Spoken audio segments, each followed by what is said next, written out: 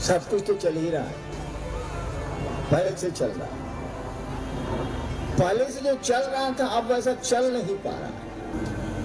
आपके अध्यात्म के मामले में कोई खोज नहीं हुई। खोज तो हो गई कि पहले ताड़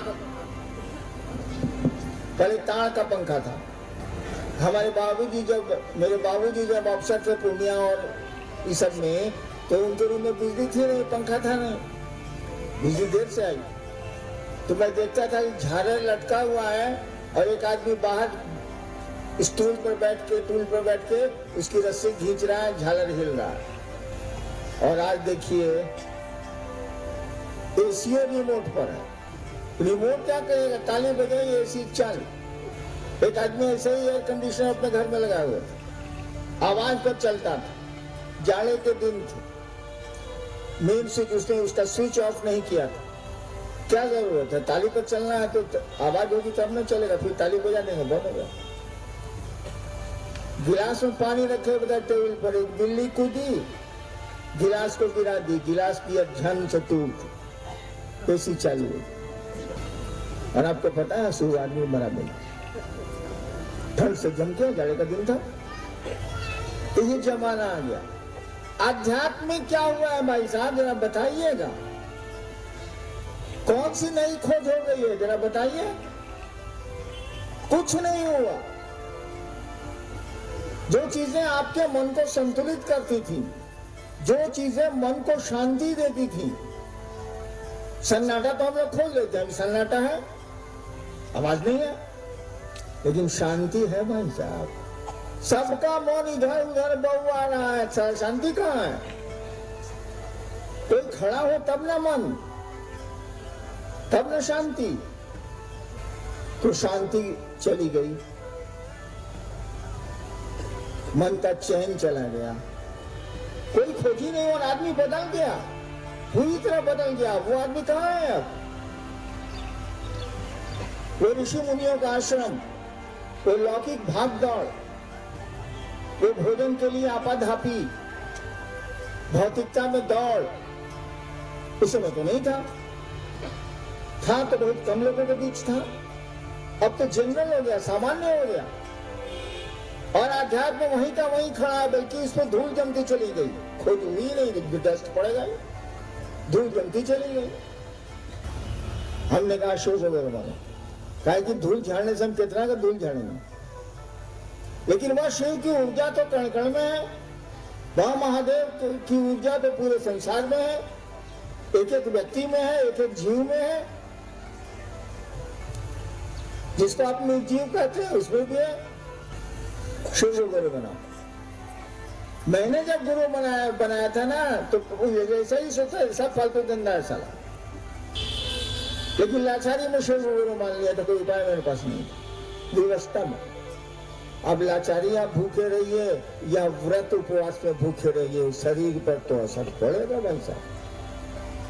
आपका खाना बंद कर दिया जाए तो, या अपने से आप छठ व्रत किए हैं तो असर तो शरीर पर तो पड़ेगा, थोड़ा कम थोड़ा ज्यादा, लेकिन असर तो पड़ेगा। भोजन नहीं दीजिएगा, ईंधन नहीं दीजिएगा, गाड़ी चलेगी कैसे?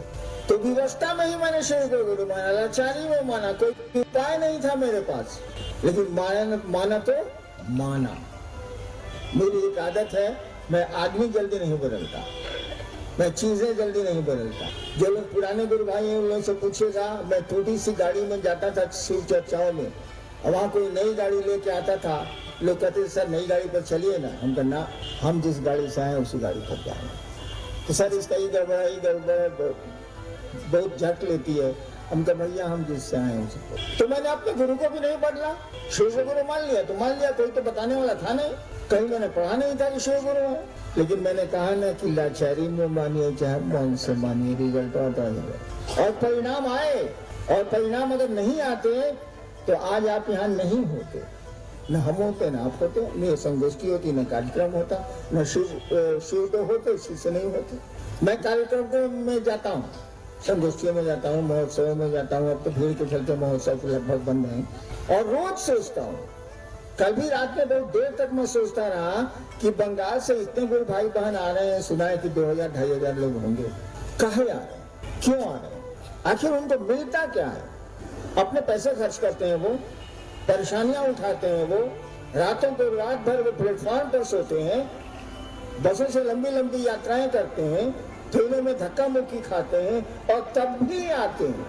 आखिर क्यों आते हैं? शायद किसी ने सोचा हो या नहीं सोचा हो, लेकिन महादेव साक्षी है, मैं अक्सर सोचता हूँ। कल भी मैं सोच रहा था, सुबह भी उम्मीद खुली तो यही सोच रहा था, क्यों लोग आते हैं? क्या मिलता है आपको आने से?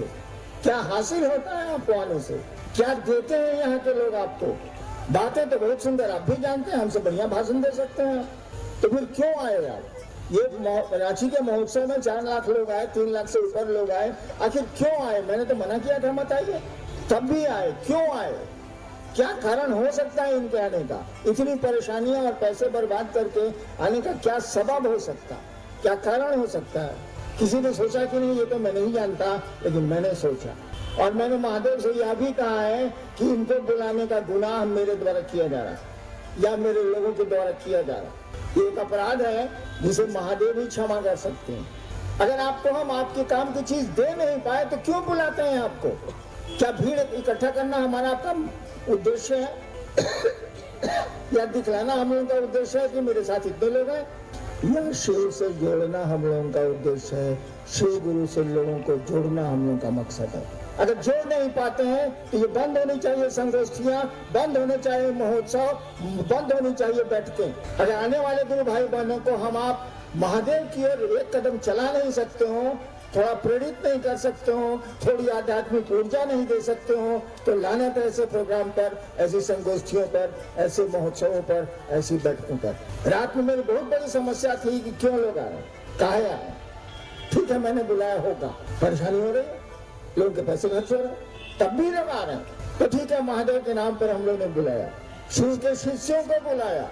महादेव को छोड़ किसी को अधिकार नहीं है शिव शिष्यों को बुलाने का, तो कुछ महादेव से लेके दीजिएगा ना भाई साहब, क्यों बुलाए हैं आप? क्या जवाब दीजिएगा शिव को? आप पूछेगा ना कि मेरे शिष्यों को बुलाने का तुमको कहाँ से अधिकार आया? हम कई बार कहे हैं कि गुरु और शिष्य के बीच में कोई नहीं होता, आपने सुना होगा, गुरु और शिष्य के बीच में किसी की हिम्मत नहीं आने की।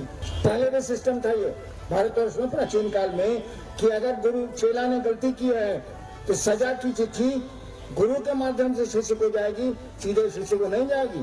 भाई मैं एक दिन मजाक कर रहा था कि अरे यमराज की चिट्ठी हम लोगों को कैसे आएगी, पहले महादेव कह जाएगी तब वहां से ट्रांसफर होगी, सारा गुरु के तो साइड से चला को आती है, सारा सीधे के चावल। और आपके लिए भी मैं ये कह रहा हूँ, आप भी प्रोग्राम्स करते हैं, आप भी कार्यक्रम करते हैं, आप भी चर्चाएं करते हैं, शिव का शिष्य बनाने के लिए करिए। अगर शिव के शिष्य थोड़ा बन भी गए हैं लोग तो उनको आगे ले जाने के लिए करिए, पैसे के लिए मत करिए, अपनी प्रतिष्ठा के लिए मत करिए, अपने सम्मान के लिए, अपने दिखावे के लिए मत करिए। महादेव है, उसकी आंखें तुरंत लाल होती हैं। सुना है ना कि महादेव को डर को महादेव से डर लगता है। डर से सभी डरते हैं संसार में, वो देवता हो जो हो, कोई अंतर नहीं आता। डर से सभी डरते हैं, लेकिन डर को किससे डर लगता है? मात्र शिव ही है जिससे डर को डर लगता है। भयानाम भयम, भय को भी तुमसे भय लगता है। आप अगर अपने गुरु भाइयों को, गुरु भाइयों को कुछ दे नहीं सकते हैं, जनता को कुछ दे नहीं सकते हैं, सुनने वाले को कुछ आध्यात्मिक ऊर्जा दे नहीं सकते हैं, मत करिए ये काम। हाँ, देने की तो मंशा अगर हो या नहीं हो, मंशा होगी तो काम हो जाएगा। हमारे पास क्या है? भूखा है, मेरे पास तो कुछ नहीं, कुछ भी नहीं आता मुझको। एक नमः शिवाय जानता हूँ, वो भी 24 घंटे में 2 बार मुश्किल से करता हूँ। शिव चर्चा है, मैं कर ही नहीं पाता, अब करने दीजिएगा तब। मैं यहाँ से वहाँ से वहाँ चलना मुश्किल है, चला सोचे निकलने के लिए इधर से खुलवाएंगे तो आप करने नहीं दीजिए। तो इसीलिए शिव चर्चा की जरूरत पड़ी है कि आज का आदमी का मन ही नहीं टिक रहा है शिव के पास, ईश्वर के पास, भगवान के पास। शिव चर्चा करते करते धीरे धीरे मन शिव की ओर जाएगा और बार बार जिसकी आप याद करेंगे उससे धीरे धीरे मोहब्बत या दुश्मनी दो में एक चीज होगी। शिव की याद ज्यादा आएगी तो थोड़ी वहाँ तो प्रेम है, वहाँ तो दुश्मनी है नहीं, तो प्रेम थोड़ा जगेगा। शिव चर्चा इसीलिए हम लोग कहते हैं करिए, बढ़ाइए, लोगों से मिलिए, उसको करिए। और दूसरा, इस शरीर और इस मन से क्या हम लोग कर सकते हैं? खाते पीते तो कीड़े मकोड़े।